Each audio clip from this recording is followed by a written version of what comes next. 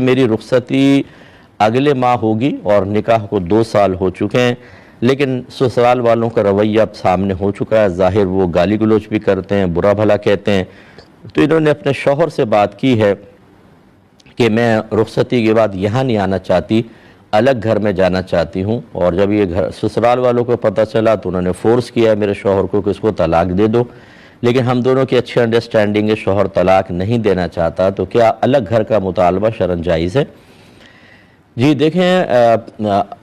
پہلی بات تو یاد رکھیں کہ ہمارے مذہب اسلام میں جوائنٹ فیملی سسٹم کا کوئی تصور نہیں ہے۔ نبی کریم صلی اللہ علیہ وسلم کے دور میں اتنے بڑے بڑے گھر تھے ہی نہیں کہ ماں باپ بھی ساتھ ہوں، نندے بھی ساتھ ہوں، دیور جیٹھ بھی ساتھ رہ رہے ہیں، سب کے سب ایسا تھا ہی نہیں۔ چھوٹے چھوٹے گھر ہوتے تھے، شادی ہوتی اپنے گھروں میں منتقل ہو جاتے تھے۔ لیکن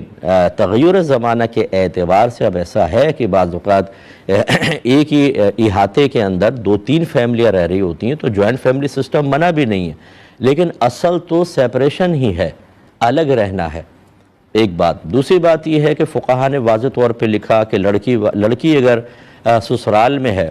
اور شوہر اسی سسرال میں اسے ایک الگ روم دے سکتا ہو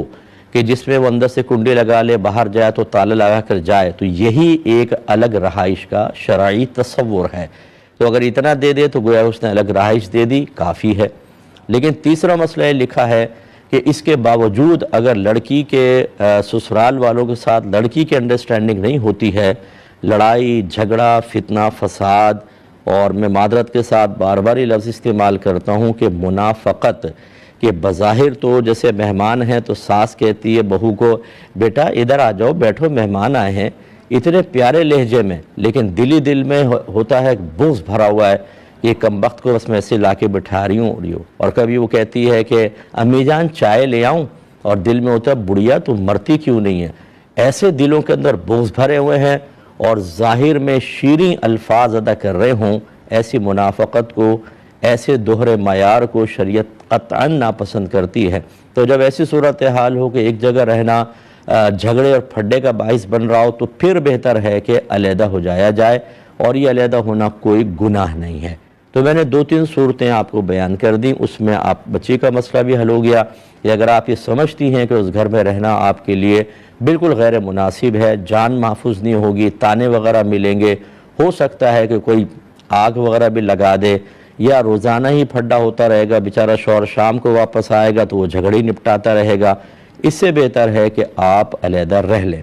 علیحدہ ہونے کا مطلب کوئی اختلاف نہیں ہوتا۔ اگر بیٹا اپنی بیوی کو علیحدہ رکھ کر لیکن اپنے ماں باپ کا حق ادا کرتا ہے، ان سے ملتا رہتا ہے، بیوی کو لا کے ملاتا ہے، اپنے بچوں کو لا کے ملواتا ہے، لیکن ایک سیپریٹ جگہ پر رہتا ہے، تو شرعی لحاظ سے کوئی گناہ کی صورت نہیں ہے۔ اگرچہ اپنے ماں باپ کو عزت دینی چاہیے اور ادب و احترام سے ان سے اجازت لے کر علیحدہ ہونا چاہیے، لیکن مطلب ماں باپ کو بھی وسعت حاصل کرنی چاہیے، بچوں کو بھی چاہیے کہ علیحدہ ہو کے ماں باپ کو بھول نہ جائیں، اور اس کو یہ سمجھنا کہ جیسے ہمارے بعض خاندانوں میں ایسا ہوتا ہے کہ اگر بیٹا علیحدہ ہو گیا تو یہ عورتیں آ کے آگ لگاتی ہیں، بعض ہر ایک نہیں، بعض آتی ہیں کہ یہ کیا ہوا، تمہارا بیٹا علیحدہ ہو گیا، ہائے ہائے ابھی تو شادی ہوئی تھی، یہ تمہاری بہو نے کی ہے سارا کچھ۔ یہ آج کل کی لڑکیاں ہیں ہی ایسی، فوراً بیٹے کو لے گئیں، اپنی ماں سے جدا کر دیا، آگ لگائی اور یہ نکل لی، وہ بیچارے تڑپ رہی ہیں۔ اس طرح کے معاملہ نہ کریں۔ اگر سسرال والے سمجھتے ہیں کہ اپنی بہو کو ہم برداشت نہیں کر سکتے اور آئے دن جھگڑا ہوگا، خوش دلی سے بیٹے کو کہیں کہ بیٹا تم علیحدہ رہو، لیکن آتے رہنا، ملتے رہنا، ہم بھی آئیں گے تمہارے گھر،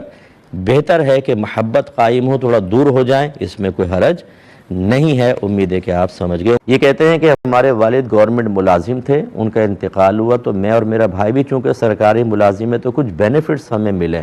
کہ اگر والد صاحب نوکری پہ ہوتے بھی تو وہ نہ ملتے، ان کے مرنے کے بعد ملیں، تو اب وہ لیکن کاغذات میں ڈیلے ہونے کی وجہ سے 5 سال ہو گئے ہیں، وہ رقم ابھی تک گورنمنٹ کے پاس ہے، تو یہ کنفرم ہے کہ اتنی مجھے ملے گی، اتنے میرے بھائی کو، تو کیا مجھے اس رقم کے اوپر زکوٰۃ نکالنی ہے یا نہیں؟ دیکھیں، اس پہ زکوٰۃ نہیں بنے گی، کیونکہ جب تک وہ مال آپ کی ملکیت کے اندر نہیں آئے گا وہ آپ کا مال نہیں کہلائے گا۔ ابھی آپ کے لیے مختص تو ہے، یعنی خاص کر دیا گیا ہے، آپ کو ملے گا، یہ گورنمنٹ کی طرف سے وعدہ بھی ہے، لیکن بہرحال وہ ابھی آپ کی ملکیت کے اندر نہیں آیا، اور زکوٰۃ اس مال پر بنتی ہے جو آپ کی ملکیت میں ہوتا ہے۔ تو پہلے وہ آپ کی ملکیت میں آ جائے، پھر اگر فرض کر لیں کسی مال پر سال چل رہا تھا اور یہ درمیان میں ملا تو یہ اسی کے ساتھ مل جائے گا ان تمام پر، پھر جیسے سال پہلے والے مال پہ ختم ہوگا اس پر بھی ختم ہونا کہلائے گا، آپ کو زکوٰۃ دینی ہوگی۔ یا اور اگر مال نہیں ہے تو جب یہ مال آئے گا پھر جب اس پہ سال گزرے گا پھر 1 سال بعد آپ کو زکوٰۃ دینی ہوگی، ابھی بہرحال زکوٰۃ نہیں ہے۔